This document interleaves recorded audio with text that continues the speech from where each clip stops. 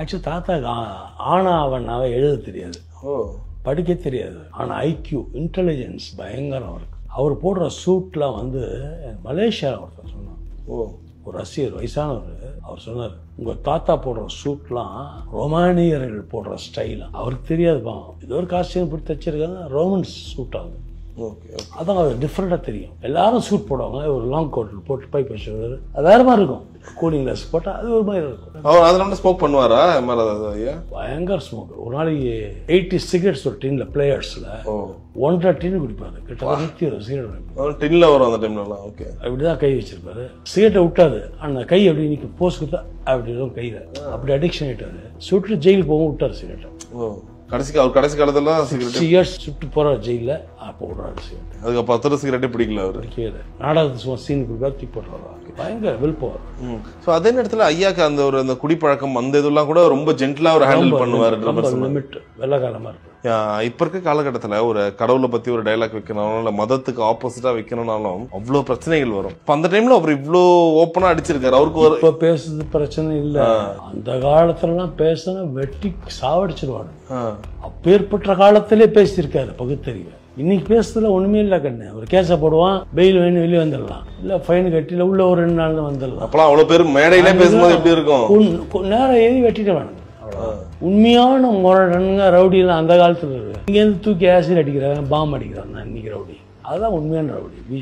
Welcome பீச்சரோட வராது. ஒரு ஃப்ரேம்ல எத்தனை ஆர்டிஸ்ட் இருந்தாலும் சரி, அந்த ஃப்ரேமோட ஹீரோ யாரானா மாறாது. சீன் ஓட ஓட ஓட ஓட பினிஷிங் இவரு தான் பஞ்ச் அடிப்பார். அடிச்சு சீனே காலி பண்றாரு மொத்தமா. ஒரு சின்ன உதாரணம் சொல்றேன்.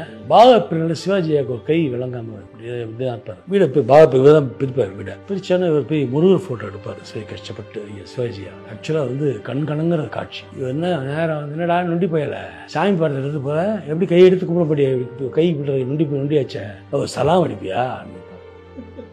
எப்பேற்பட்ட சீனே ஒரு சீனோட இதே மாத்திடுவார். It's very dangerous act. அதான் என்ன செய்வாங்க பெரிய பெரிய ஆக்டர்ஸ்லாம், இந்த மாதிரி ரொம்ப சோகமான காட்சி, சிம்பத்தி சீன்ஸ் எல்லாம் ஃப்ரேம்ல தாத்தா வைக்கவே மாட்டான். தாத்தா வெளியே எடுத்து. இன்ஃபேக்ட் பாவ மன்னிப்பு படம் வந்து அவ்வளோ ஒரு பேத்தஸான கதை. அது ஒரு கட்டத்துல அவரோட வாழ்க்கை இதுவாக முகத்துல. ஆனா அந்த படத்துல இவர் பயங்கரமா வில்லத்தனத்தோட உச்சன்னு சொல்லலாம்ல. பாவ மன்னிப்பு எல்லாம் அசால்ட்டா ஹேண்டில் பண்ணி அவரு இதுக்குள்ள அடக்க முடியாது. அவர் பாத்திரம் தண்ணி பாத்திரம் இந்த பாத்திரம் ஊத்துனாலும் அடாப்ட் ஆயிப்பார்ல. வில்லனா வில்லனு, காமெடினா காமெடியனு, கேரக்டரா கேரக்டர். இவர் ஒருத்தர் உள்ள வந்தார் இண்டஸ்ட்ரிக்குள்ள, 7 நடிகை வீட்டுக்கு போயிட்டாங்க.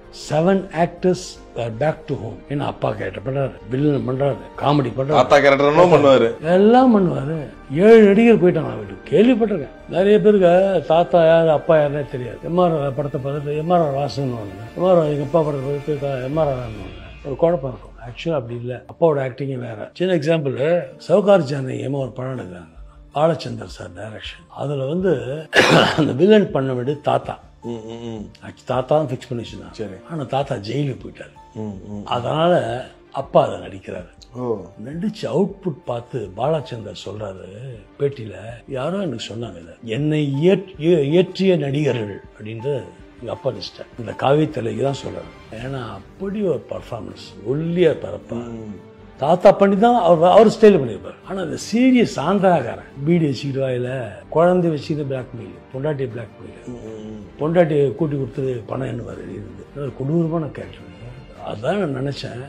தாத்தா வந்து பெரிய மலை, இது மடுவுதான். ஆனால் அந்த கேரக்டர் நடிகைகள் பண்ணியிருந்தா கூட அப்படி வந்திருக்காரு. அந்த கேரக்டர் அவுட் ஸ்டாண்டிங் வந்துச்சு. அதுதான் பாலச்சந்திரன் சொன்னார், என்னை ஏற்றிய நடிகர்கள் சொல்லி லிஸ்ட்டை அப்பா